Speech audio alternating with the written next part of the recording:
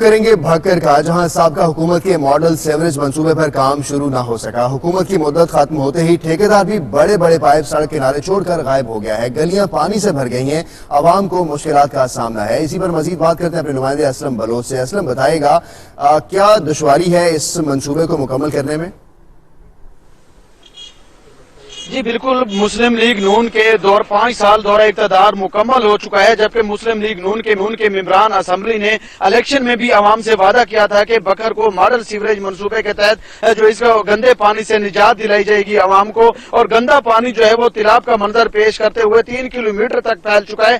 بکر بیل road سے جکھڑ موڑ سے نشیبی علاقوں کو جانے والی بستی مورانی کو جانے والے روڈ جہاں پر بالکل گہرے گڑھے پڑ چکے ہیں، اور وہاں پر گندا پانی سیوریج کا جو ہے وہ وبائی امراض پھیلا رہے ہیں، اور عوام کو شدید مشکلات کا سامنا ہے۔